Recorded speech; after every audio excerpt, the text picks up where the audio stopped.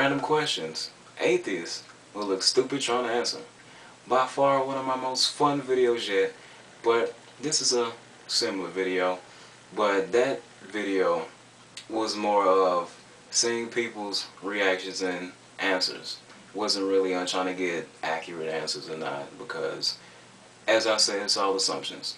All of your answers were assumptions. That's why I wasn't even really trying to respond to them. They were all assumptions. I don't really care about it. I just wanted to see what kind of answers you people will come up with. And it was real funny. But now I thought of this. Me asking atheists those questions was like even trying to ask a believer in a higher being, like to point for me where heaven is. Although you might believe in a heaven, it doesn't mean that you can point to where it is, because heaven is still an assumption, because we haven't seen it. No one on earth, I'm assuming, has ever seen heaven. But don't get me wrong, I do believe that a heaven does exist. I believe every word in the Bible. So let's not get me wrong on that one. But you still can't point to me where it is. You can point up, but then again, how do we know that's up? This could be up. That could be up. That could be up. Way over there it could be up. Who knows? But I'm going to ask 7 questions. And most have branches, but it's essentially 7 questions. These questions are just to make you think. I don't care who tries to answer them, just try to answer them. Alright. First question. Do you believe that energy has always existed? If you say yes to that question, this is question 1A. Do you believe it existed within vacuum fluxes and a timeless, spaceless, matterless void before a Big Bang? If you say no to that question, this is question 1A. A. 1AA. Alright. Can energy create itself? If you said yes to that question, this is question 1AB. How so? And give 100% infallible, non-opinionated, empirical proof on how it still does today. It is scientifically believed that energy can't be created or destroyed. Henceforth, the law of conservation of energy. For something to be labeled as science, it should be able to be observed, tested, and then repeated. Since it's seemingly impossible to be able to observe whether something is eternal or not, since you are not eternal, you can't observe it. Which means it's seemingly impossible to be able to test whether it's eternal or not, since you can't observe it, which definitely means you can't repeat it if you've never tested it. So, question number 2. Has matter always existed? Question 2A. Can matter create itself? If you say yes to that question, question 2AA is how so? And give 100% infallible, non-opinionated, empirical proof on how it still does today. Question 3. Do you believe a mass of matter and energy rotated until it exploded? Question 3A. If you said yes to that question, did that mass of energy and matter create itself? Question 3AA. Do you believe that all matter and energy in the universe was created by a Big Bang 14 billion years ago? If you said yes to that question, question 3AB goes as follows.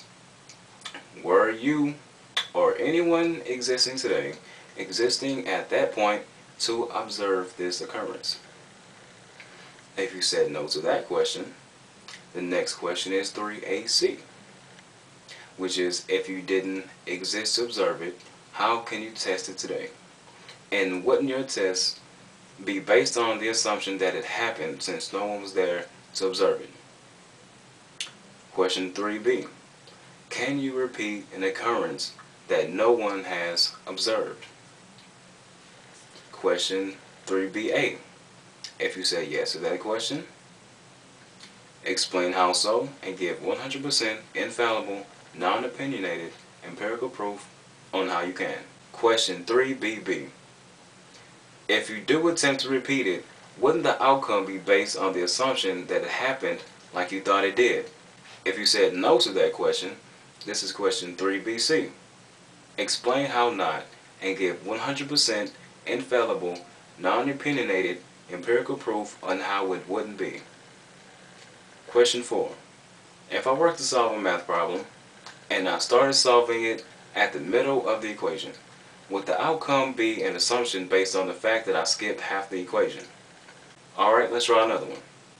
If I started watching a movie halfway through, will I truly understand the outcome since I missed the beginning of the movie? Do you see that the ending is contingent upon the beginning and the beginning on the end? If you don't have the beginning, the end result will be an assumption, which cannot be regarded as science but religion. I assume there's an intelligent designer because I can't prove 100% that there is one. I believe there is one, however. Which brings us to question 5.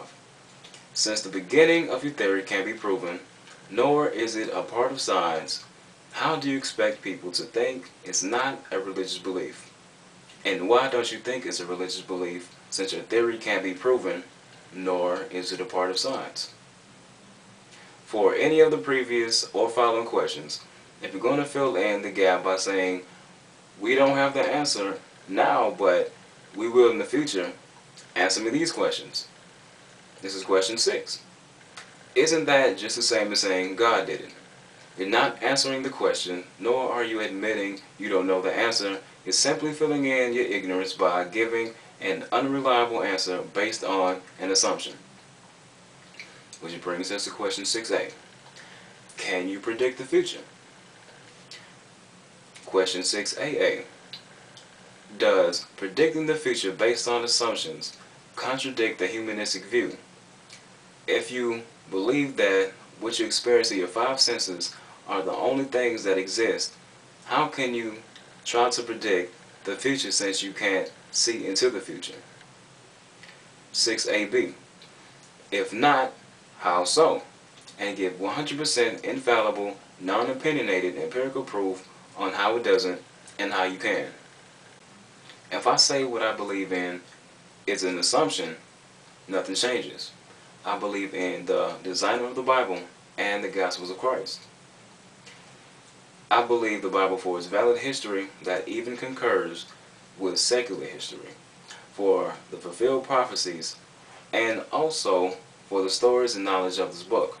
If science claims their findings are assumptions, it wouldn't have scientific data anymore. It would have assumptionific data. Now, I don't care if that's not a word. If you don't like it, sue me. Which brings us to our final question. This is question 7. If you had to show me one empirically 100% factual, non-opinionated proof for evolution, show it with absolute, solid, unarguable, infallible proof now. Video and text responses are accepted. Shalom. Incoherent speech is into. What you doing, Mom? It's what you need to know.